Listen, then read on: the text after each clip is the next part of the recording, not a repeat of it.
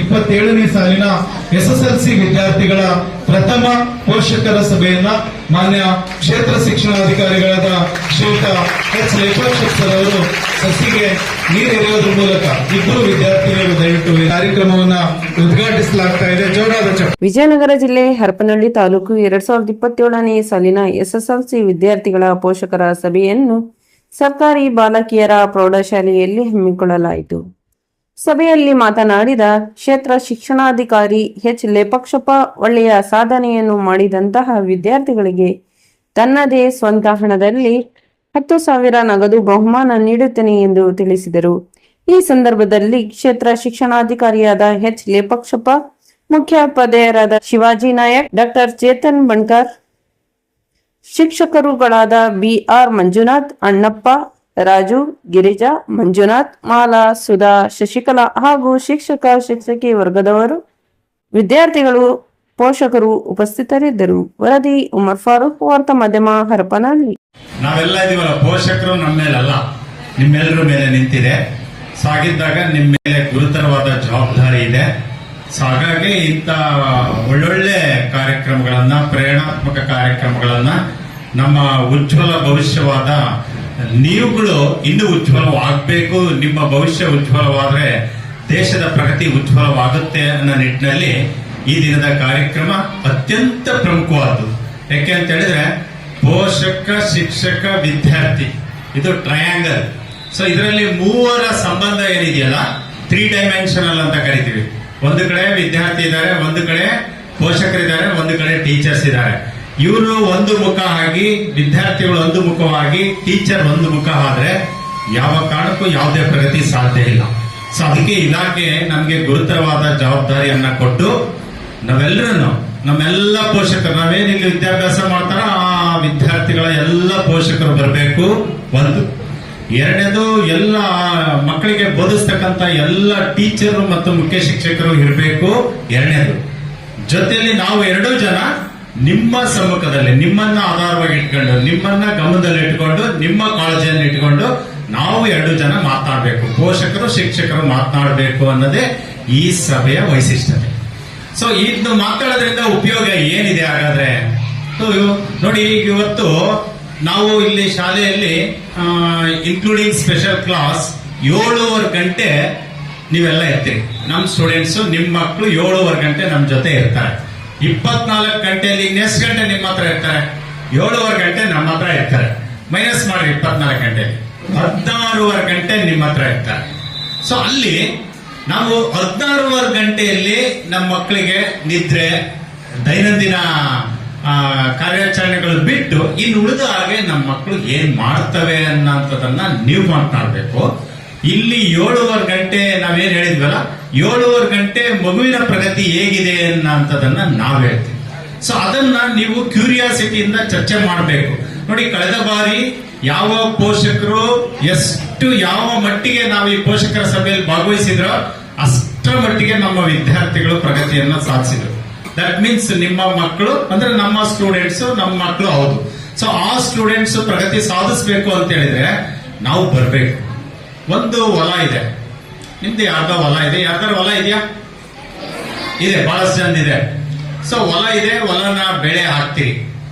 ಬೆಳೆ ಹಾಕಿದ್ರೆ ಅದನ್ನ ನೋಡ್ದಂಗೆ ಇದ್ರೆ ಬೆಳೆ ಯಾವ ಪರಿಸ್ಥಿತಿ ಬರ್ಬೋದು, ಹಾಳಾಗುತ್ತಲ್ವಾ? ಸೊ ನೋಡಿ, ಹಾಗೇನೆ ನಮ್ಮ ವಿದ್ಯಾರ್ಥಿಗಳನ್ನ ಇಲ್ಲಿಗೆ ಸೇರಿಸಿದ್ರೆ ಅದು 6 ತಿಂಗಳು ಬೆಳೆ ಇರ್ಬೋದು. 6 ತಿಂಗಳು ಬೆಳೆನೇ ಆಗುತ್ತೆ ಅಂದ್ರೆ ನಮ್ಮ ಜೀವನ ಪರ್ಯಂತ ನಮ್ಮ ಜೊತೆಗೆ ಇರೋಂತ ಮಕ್ಕಳು, ಈ ಮಕ್ಕಳ ಭವಿಷ್ಯವನ್ನ ಉಜ್ವಲ ಮಾಡುವಲ್ಲಿ ನಾವು ತಿಂಗಳಲ್ಲಿ ಬೇಡ, ಅಟ್ಲೀಸ್ಟ್ 2 ತಿಂಗಳಲ್ಲಿ 1 ದಿವಸ ನಾವು ನಮ್ಮ ಮಕ್ಕಳಿಗೋಸ್ಕರ ಒಂದು ಹಾಫ್ ಡೇ ವಿನಿಯೋಗಿಸ್ತಿಲ್ಲ ಅಂತ ಹೇಳಿದ್ರೆ ನಮ್ಮ ಪೋಷಕರು, ನೀವು ಇಂಟ್ರಾಸ್ಪೆಕ್ಷನ್ ಮಾಡ್ಕೋಬೇಕು ಅನ್ನೋದು ನನ್ನ ಒಂದು ವೈಯಕ್ತಿಕ ಅಭಿಪ್ರಾಯ. ಯಾಕೆ ಅಂತ ಹೇಳಿದ್ರೆ ಹೊಲಕ್ಕೆ ಅಷ್ಟು ಸರಿಯಾದ ಸಮಯದಲ್ಲಿ ಬೆಳೆ ಬಂತು, ಅದಕ್ಕೇನೋ ಈ ಕುಂಟೆ ಹೊಡಿತೀವಿ, ಸೊ ಹುಲ್ಲು ತೆಗಿಬೇಕು, ಅಥವಾ ಪೆಸ್ಟಿಸೈಡ್ಸ್ ಇದು ಮಾಡ್ತೀವಿ ಅಲ್ವಾ, ಔಷಧಿ ಸಿಂಪರಣೆ ಮಾಡ್ತೀವಿ. 10 ನಿಮಿಷ ಸಾಹೇಬರು ಮಾತಾಡಿದ್ರು. ನಿಮ್ಗೆಲ್ಲ ಎಷ್ಟು ಯಾವ ಟೈಮ್ ಹೋಯ್ತು ನಮ್ಗೆ ಗೊತ್ತಾಗ್ಲಿಲ್ಲ. ಯಾಕಂತ ಹೇಳಿದ್ರೆ ನಾವೆಲ್ಲ ಇಲ್ಲಿ ಪೋಷಕರು ಮತ್ತೆ ನಾವೆಲ್ಲ ಮತ್ತೆ ನೀವರೆಲ್ಲರೂ ಸೇರಿರೋದು ಒಂದೇ ಉದ್ದೇಶ, ನಿಮ್ಮ ಒಂದು ಉತ್ತಮವಾಗಿರ್ತಕ್ಕಂಥ ಜೀವನವನ್ನ ಕಟ್ಟಬೇಕು ಅಂತ. ಓಕೆ, ಆಕ್ಚುಲಿ ಹೋದ್ಸರಿ ಒಂದು ಅನೌನ್ಸ್ಮೆಂಟ್ ಮಾಡಿದ್ದೆ, ನಿಮಗೆ ಗೊತ್ತಿಲ್ಲ ಅನಿಸ್ತದೆ. ನಾನು ಇದೇ ಪೇರೆಂಟ್ಸ್ ಮೀಟಿಂಗ್ ಅಲ್ಲಿ ಹೇಳಿದ್ದೆ, 95% ಅಂಡ್ ಅಬೋವ್ ಯಾರು ತೆಗಿತಾರ ಅವ್ರಿಗೆ ನಾನು ಪ್ರತಿಯೊಬ್ಬ ವಿದ್ಯಾರ್ಥಿಗೆ 5,000 ಕೊಡ್ತೀನಿ ಅಂತ ಹೇಳಿದ್ದೆ. Actually Tejaswini she scored 600. So ಹಾಗಾಗಿ ಅವಳಿಗೆ ನಂದು 10,000 ನಾನು ವೈಯಕ್ತಿಕವಾಗಿ ಯಾರು ನಮ್ಮ ಸ್ಟೂಡೆಂಟ್ಸ್ ಆತರ ಓದ್ತಾ ಇದ್ದಾರೆ ಅಂದ್ರೆ ಅದು ರಾಷ್ಟ್ರ ಇದು ನಮ್ಮ ವೆಬ್ಸೈಟ್ ಅಲ್ಲಿ ಹಿಸ್ಟ್ರಿಯನ್ನ ಕ್ರಿಯೇಟ್ ಮಾಡೋ ಅಂತದ್ದು. ಅಂತರಿಗೆ ನೀವು 3 ಜನ ತೆಗಿತೀರಾ, 10 ಜನ ತೆಗಿತೀರಾ, ಪ್ರತಿಯೊಬ್ಬರಿಗೂ 10,000 ಈಚ್ ಕೊಡ್ತೀನಿ. ಯಾರು 625 ನಾನು ಇಲ್ಲೇ ಇರಲಿ, ನಾನು ಇಲ್ಲಿರ್ಬೋದು, ಟ್ರಾನ್ಸ್ಫರ್ ಆಗಿ ಬೇರೆ ಕಡೆ ಹೋಗ್ಬೋದು, ಅಥವಾ ಪ್ರಮೋಷನ್ ಆಗಿ ಬೇರೆ ಕಡೆ ಹೋಗ್ಬೋದು. ಖಂಡಿತ ಕೊಡ್ತೀನಿ. ಅವ್ರು ವಿಡಿಯೋ ಮಾಡ್ಕೊಳ್ತಿದ್ದಾರೆ, ನಾನು ಖಂಡಿತ ಕೊಡ್ತೀನಿ. Okay, thank you. ನೀವು ಓದಿ ಸರ್. ಒಂದು ಕ್ವಶನ್, ಯಾಕಂದ್ರೆ ನೀವು ಓದ್ಬೇಕು. ನಮಗೆ ಅವಕಾಶಗಳು ಸಾಕಷ್ಟು ಇರ್ತದೆ. ನಮ್ಗೇನು ಬಂದಿರೋ ಅಂತ 1 ತಿಂಗಳ ಸಂಬಳದಲ್ಲಿ 10 ಜನ ತೆಗಿತೀರಾ, ಕೊಟ್ಟರು ನೀವು ಇಂಪ್ರೆಸ್ ಆದ್ರೆ ನಮ್ಮ ತಾಲೂಕಿಗೆ ಹೆಸರು ಬರ್ತದೆ. ಆ ನಿಟ್ಟಿನಲ್ಲಿ ನೀವೆಲ್ಲರೂ ಚೆನ್ನಾಗಿ ಓದಿ ಅಂತ ಮಾತನ್ನ ಹೇಳ್ತಾ ನೋಡಿ. ಈ ವರ್ಷ ತೇಜಸ್ವಿನಿ ತೆಗೆದಿದ್ದಾರೆ, ಅವರಿಗೆ ನಂದು 5,000 ಕೊಡ್ತೀನಿ. ಹೋದ್ ಸರಿ ಯಾರಿಗೆ ಕೊಟ್ಟಿದ್ದಿಲ್ಲ, ಅನುಷ್ಯಾಗೆ ಕೊಟ್ಟಿದ್ದೀವಿ ಹೋದ್ ಸರಿ 5,000 ಅನ್ನ. ಈ ಸರಿ ಮತ್ತೆ ಎಲ್ಲ ಶಾಲೆಗೆ ಹೋದಾಗ ಕೊಡ್ತಿರ್ಬೇಕಾದ್ರೆ ಹಂಗೆ ಸಾಧನೆ ಮಾಡ್ಬೇಕು ಅನ್ನೋ ನಮ್ಮ ಆಶೆ. Thank you so much. ನೋಡಿ, ಇದೇ ಶಾಲೆಯಲ್ಲಿ ಓದಿಲ್ಲ ಅಂತೇಳು ಸಾಕಮ್ಮ ಅಂತ ಈ ಸರಿ 4th year MBBS. Last time ಇದೇ ಪ್ಲಾಟ್ಫಾರ್ಮ್ ನೀವಿದ್ರಲ್ವಾ? ನೋಡಿ, ಅದಂಗೆ ನೀವು ಏನಾದ್ರು ಮಾಡಿ ಸಾಧನೆ ಮಾಡಿ ಫ್ರೀಯಾಗಿ ಸೀಟ್ ತಗೋಬೇಕು. ನಾನು ಅದಕ್ಕೆ ನನ್ಗೆ ಯಾವ್ದು ದುಡ್ಡು ಬೇಕಾಗಿಲ್ಲ, ಎಲ್ಲೋ ಹೋಗಿ ಡೊನೇಷನ್ ಕೊಟ್ಟು ಸೇರ್ಬೇಕಾಗಿಲ್ಲ. ಒಳ್ಳೆ ಪರ್ಸೆಂಟೇಜ್ ತೆಗೆದಿಯಾ, ಔಟ್ ಆಫ್ ಔಟ್. ನಾನು ಬಾಲಕಿಯರ ಶಾಲೆಗೆ ಅಂತ ಹೇಳಿಲ್ಲ, ನಮ್ಮ ಬಾಲಕಿಯರ ಸರ್ಕಾರಿ ಪ್ರೌಢಶಾಲೆ ವಿದ್ಯಾರ್ಥಿಗಳು ತುಂಬಾ ಸುಸಂತೃಪ್ತಿಯಿಂದ ಹೇಳಿದ ಮಾತನ್ನ ಕೇಳ್ತವೆ ಅನ್ನೋ ಉದ್ದೇಶಕ್ಕೆ ನಮ್ಮ ಶಾಲೆ ವಿದ್ಯಾರ್ಥಿಗಳ ಬಗ್ಗೆ ಎಲ್ಲವೂ ನಮ್ಮ ಶಾಲೆನೆ. ಈ ಶಾಲೆಯಲ್ಲಿ ತುಂಬಾ ಸಂಸ್ಕಾರ ಸಂಸ್ಕೃತಿಯಿಂದ ಮಕ್ಕಳು ಏನೇ ಟೀಚರ್ ಹೇಳಿ, ಹೆಡ್ ಮಾಸ್ಟರ್ ಹೇಳಿ, ಫಸ್ಟ್ ಪಾಲಿಸ್ತಾರೆ. ಪ್ರಕಾರವಾಗಿ ಪೋಷಕರು ಇನ್ನು ಹೆಚ್ಚಿನ ಪ್ರಮಾಣದಲ್ಲಿ ಈ ಕಾರ್ಯಕ್ರಮಕ್ಕೆ ಭಾಗವಹಿಸಬೇಕಾಗಿತ್ತು. ಮುಂದಿನ ದಿನಗಳಲ್ಲಿ ಕಡ್ಡಾಯವಾಗಿ ತಾವೆಲ್ಲರೂ ಪೋಷಕರನ್ನ ಅಥವಾ ತಾಯಂದಿರ ಸಭೆ ಇರುವ ಸಂದರ್ಭದಲ್ಲಿ ಭಾಗವಹಿಸಬೇಕಂತ ಕೇಳ್ತಾ, ಈ ವರ್ಷ ನಾನು ಈ ಶಾಲೆಗೆ ಹೊಸದಾಗಿ ಮುಖ್ಯ ಶಿಕ್ಷಕನಾಗಿ ಬಂದಿದ್ದೇನೆ. ನನ್ನ ಹೆಸರು ಶಿವಾಜಿ MB ಅಂತ. ನಮ್ಮ ಸಾಹೇಬರು ಈ ಶಾಲೆಗೆ ನಾನು ವರ್ಗಾವಣೆಯಾಗಿ ಬರ್ತೀನಿ ಸರ್, ತಮ್ಮ ಸಹಕಾರ ಬೇಕು ಅಂತ ನಾನು ಕೇಳಿದ್ದೆ.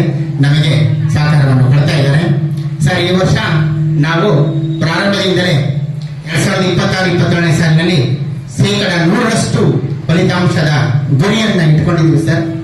ಜೊತೆಗೆ ಈ ವರ್ಷ ನಮ್ಮ ಶಾಲೆಯಲ್ಲಿ 345 ವಿದ್ಯಾರ್ಥಿನಿಯರು 4 ವಿಭಾಗದಲ್ಲಿ ಅಭ್ಯಾಸವನ್ನ ಮಾಡ್ತಾ ಇದ್ದಾರೆ ಸರ್. ನಾವು ಈಗಾಗಲೇ ಬೆಳಗಿನ ಒಂದು ವಿಶೇಷ ತರಗತಿಗಳನ್ನು ಕೂಡ ನಾವು ಪ್ರಾರಂಭ ಮಾಡಿದ್ದೇವೆ, ಬೆಳಗ್ಗೆ 9ರಿಂದ 9:45 ಜೊತೆಗೆ ಸಂಜೆಯ ಗುಂಪು ಅಧ್ಯಯನವನ್ನು ಕೂಡ ಮಾನ್ಯ ಕ್ಷೇತ್ರ ಶಿಕ್ಷಣಾಧಿಕಾರಿಗಳು ನಮಗೆ ಮಾರ್ಗದರ್ಶನ ನೀಡಿದ್ದಾರೆ. ಅದನ್ನು ಕೂಡ ನಾವು ಪ್ರಾರಂಭ ಮಾಡಿಸ್ತಾ ಇದ್ದೀವಿ ಸರ್. ಜೊತೆಗೆ ಪ್ರತಿ ವಿದ್ಯಾರ್ಥಿನಿಯರ ಶೈಕ್ಷಣಿಕ ಚಟುವಟಿಕೆಗಳ ಬಗ್ಗೆ ನಮ್ಮೆಲ್ಲ ಶಿಕ್ಷಕರು ಕೂಡ ಹೆಚ್ಚಿನ ಕಾಳಜಿಯನ್ನ ವಹಿಸ್ತಾ ಇದ್ದಾರೆ. ಆ ಪ್ರಕಾರವಾಗಿಯೂ ಕೂಡ ಪೋಷಕರು ಕೂಡ ತಮ್ಮ ಮಕ್ಕಳ ಕಡೆಗೆ ಹೆಚ್ಚಿನ ಗಮನವನ್ನು ಹರಿಸಬೇಕು. ಬರೀ ಶಾಲೆಯಲ್ಲಿ ಅಷ್ಟೇ ನಾವು ಶಿಕ್ಷಕರು ಮತ್ತು ಮುಖ್ಯ ಶಿಕ್ಷಕರು ಮತ್ತು ಅಧಿಕಾರಿಗಳ ಒಂದು ಶ್ರಮ ಅಷ್ಟೇ ಅಲ್ಲ, ಪೋಷಕರ ಶ್ರಮ ಬಹಳಷ್ಟು ಶ್ರೇಷ್ಠವಾಗಿದೆ. ಶಾಲೆ ಬಿಟ್ಟ ತಕ್ಷಣ ಮಕ್ಕಳು ಮನೆಗೆ ಬಂದ ತಕ್ಷಣ ಅವರು ಏನು ಶೈಕ್ಷಣಿಕ ಚಟುವಟಿಕೆಗಳನ್ನ ಮಾಡ್ತಾ ಇದ್ದಾರೆ, ಅವ್ರು ಏನು ವರ್ಕ್ ಮಾಡ್ತಾ ಇದ್ದಾರೆ ಅನ್ನೋದು ಒಂದು ಜವಾಬ್ದಾರಿ ಪೋಷಕರ ಮೇಲೆ ಕೂಡ ಇದೆ. ಈ ವರ್ಷ 100% ಫಲಿತಾಂಶವನ್ನ ನಾವು ಪಡಿತೀವಂತ ಈ ವೇದಿಕೆಯ ಮೂಲಕ ನಿಮ್ಮನ್ನು ಆಶ್ವಾಸನೆ ಕೊಡ್ತಾ, ನಮ್ಮ ಮಾನ್ಯ ಕೂಡ ಭರವಸೆಯನ್ನು ಕೊಡ್ತಾ, ಈ 100 ಫಲಿತಾಂಶ ಬರಬೇಕಾದ್ರೆ ಮುಖ್ಯ ಶಿಕ್ಷಕರಷ್ಟೇ ಅಲ್ಲ, ಅದರ ಹಿಂದೆ ಶಾಲೆಯಲ್ಲಿರುವಂತಹ ಎಲ್ಲ ಶಿಕ್ಷಕರ ಶ್ರಮನೇ ಮುಖ್ಯವಾದಂತಹ ಕಾರಣ ಅಂತ ಹೇಳ್ತಾ ನನ್ನ ಮಾತನ್ನು ಮುಗಿಸ್ತೀನಿ.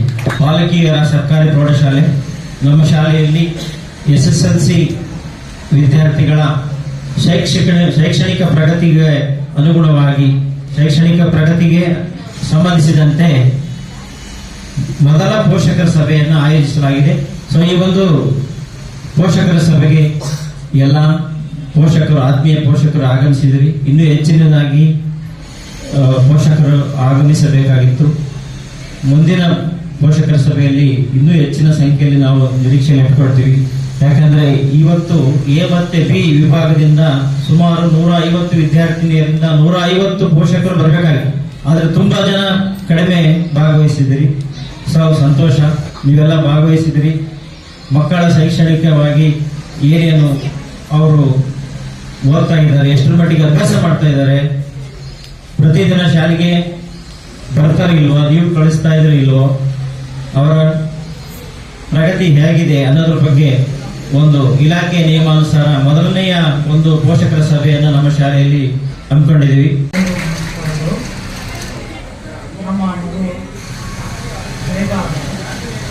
ಈ ಶಾಲೆಯಲ್ಲಿ 3 ವರ್ಷಗಳಿಂದ ವಿದ್ಯಾಭ್ಯಾಸವನ್ನು ಮಾಡ್ತಾರೆ. ಮೊದಲನೇ ವರ್ಷದಿಂದಲೂ ಉತ್ತಮವಾದ ಮಕ್ಕಳ ಬಗ್ಗೆ, ಮನೆ ಕೆಲಸದ ಬಗ್ಗೆ ಎಲ್ಲ ವಿವರಗಳನ್ನು ನೀಡುತ್ತಾರೆ. ಅತಿ ಉತ್ತಮವಾಗಿ ಶಿಕ್ಷಕರು ಕಾರ್ಯವನ್ನು ನಿರ್ವಹಿಸುತ್ತಿದ್ದಾರೆ. ಮಕ್ಕಳಿಗೂ ಸಹ ಒಂದು ಅವಧಿಯನ್ನು ಬಿಡದೆ ಕೆಲಸವನ್ನು ನಿರ್ವಹಿಸುತ್ತಿದ್ದಾರೆ. ಮಕ್ಕಳು ಸಹ ಮನೆಯಲ್ಲಿ ತಮ್ಮ ಗೃಹಪಾಠಗಳನ್ನು ಮಾಡ್ಕೊಂಡು ಬರ್ತಾ ಇದ್ದಾರೆ.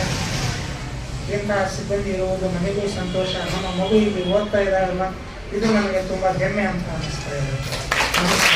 ನಮಗೆ ನೀವು ಕ್ಷೇತ್ರ ಶಿಕ್ಷಣಾಧಿಕಾರಿಯಾಗಿ ಸಿಕ್ಕಿದ್ದಕ್ಕೆ ಎಲ್ಲರೂ ಪುಣ್ಯ ಮಾಡಿದ್ರು ಅಂತ ಹೇಳಿದ್ರೆ, ನಾನೇನು ಹೇಳ್ತೀನಿ, ನಮ್ಮ ಮಕ್ಕಳು ಇಂಥ ಶಿಕ್ಷಕರನ್ನು ಪಡೆಯೋದಕ್ಕೆ ಪುಣ್ಯ ಮಾಡಿ ಹುಟ್ಟಿದ್ರು ಅಂತಂದ್ರೆ ನಾನು ಬಹಳ ಶಾಲೆಗಳನ್ನು ಅಡ್ಡಾಡ್ತಿರ್ತೀನಿ, ನೋಡ್ತಿರ್ತೀನಿ. ನನ್ನ ಸ್ನೇಹಿತರು ಕೂಡ ಶಿಕ್ಷಕರಿದ್ದಾರೆ, ತಮಗೆ ಅದ್ರ ಮಾಹಿತಿ ಇದೆ. ಇಲ್ಲಿ ಎಲ್ಲ ಶಿಕ್ಷಕರು ಹಿಂಗಿದ್ದಾರೆ ಅಂದ್ರೆ, ಪೋಷಕರ ಜೊತೆಗೆ ಸಂವಾದ ಹಿಂಗೆ ನಡೆಸ್ತಾರೆ ಅಂದ್ರೆ, ನಾನು ರಾತ್ರಿ 10 ಗಂಟೆಗೆ ಫೋನ್ ಮಾಡ್ತಿರ್ತೀನಿ. ಪಾಪ ಯಾಕೆ ಬೇಜಾರಂತ ಅಂತಾರೋ ಇಲ್ಲೋ, ಆದರೆ ನನಗಂತೂ ಫೀಡ್ಬ್ಯಾಕ್ ಕೊಟ್ಟೆ ಬರ್ತಾರೆ ಪ್ರತಿಯೊಬ್ಬ ಶಿಕ್ಷಕರು. ಇವಾಗ ನಮ್ಮ ಅನಪ್ ಸರ್ ಇರ್ಬೋದು, ನಮ್ಮ ಸುಧಾ ಮೇಡಮ್ ಅವರಿಗೂ ನಾನು ಫೋನ್ ಮಾಡ್ತಿರ್ತೀನಿ ರಾತ್ರಿ. ಯಾಕಂದ್ರೆ ಅವ್ರ ಮಕ್ಕಳು ಅಲ್ಲ, ಮನೆ ಕೆಲಸ ಮುಗಿಸಿ ನಾನು 9 ಗಂಟೆ ಮೇಲೆ ಫ್ರೀ ಇರ್ತಾರೆ ಅಂತ 9 ಗಂಟೆ ಮೇಲೆ ಫೋನ್ ಮಾಡ್ತೀನಿ. ನಮ್ಮ ಶಶಿಕಲಾ ಮೇಡಮ್ ಅವ್ರಿಗೆ ಫೋನ್ ಮಾಡ್ತಿರ್ತೀನಿ. ನಮ್ಮ ಮಂಜುನಾಥ್ ಸರ್ಗೆ ನಮ್ಮ ಮಗಳ ಇಂಟ್ರಾಕ್ಷನ್ ಮಾಡಿಬಿಡ್ತಾಳೆ. ಎಲ್ಲರೂ ಇಲ್ಲಿ ಬೋಧಕ ಸಿಬ್ಬಂದಿ ಬಹಳ ಚೆನ್ನಾಗಿದೆ ಸರ್. ಇವನ್ನೆಲ್ಲ ಯುಟಿಲೈಸ್ ಮಾಡ್ಕೊಳ್ಳೋದು ನಮ್ಮ ಮಕ್ಕಳಿಗೆ ಬಿಟ್ಟು. ಜೊತೆಗೆ ನನಗೊಂದು 2 ನಿಮ್ಮ ಹತ್ರ ಮನವಿ ಸರ್. ಒಂದು, ಈಗ ನೀವು ಇಲ್ಲಿ 8, 9, 10ನೇ ತರಗತಿಗೆ ಮಕ್ಕಳಿಗೆ ಅವ್ರಿಗೆ ಪ್ರೆಸರ್ ಅನಿಸ್ತೈತೆ ಮಕ್ಕಳಿಗೆ. ಯಾಕಂದ್ರೆ ಪ್ರಾಥಮಿಕ ಹಂತದಲ್ಲಿ ನಮ್ಮ ಹರಪನಹಳ್ಳಿ ತಾಲೂಕಿನ ಶಾಲಾ ಮಟ್ಟ ಬಹಳ ಕುಸಿತ ಕಾಣ್ತದೆ. ಈಗ SSLC ಯಲ್ಲಿರ್ತಕ್ಕಂಥ ಮಕ್ಕಳಿಗೆ ಕಾಗುಣಿತ ಅಕ್ಷರಗಳು ಬರೆಯಕ್ಕೆ ಬರ್ತಾ ಇಲ್ಲ. ಗೌರವಾರ್ಪಣೆ, ಜೋರಾದ ಚಪ್ಪಾಳೆ ಮೂಲಕ ಅವ್ರು ಏನ್ ಮಾತಾಡಿದ್ರು ಅವ್ರು ಹಾಗೆ ಇದ್ದಾರೆ. ಯಾವುದನ್ನು ಅವ್ರು ಇಲ್ಲದನ್ನ ಮಾತಾಡಿಲ್ಲ. ಅವ್ರು ಏನ್ ಮಾತಾಡಿದಾರೋ ಅವ್ರು ಹಾಗೆ ನಡ್ಕೊಳ್ತಕ್ಕಂಥ ವ್ಯಕ್ತಿತ್ವವನ್ನು ಹೊಂದಿದ್ದಾರೆ. ಜೋರಾದ ಚಪ್ಪಾಳೆ ಎಲ್ಲವನ್ನೂ ಕೂಡ ನಾವು ತಗೋಬಹುದು. ಅವ್ರು ಹೇಳಿರ್ತಕ್ಕಂಥ ಪ್ರತಿ ಮಾರ್ಗದರ್ಶನವನ್ನು ಕೂಡ ನಾವು ತಗೋಬಹುದು. Thank you sir, thank you so much sir, thank you sir.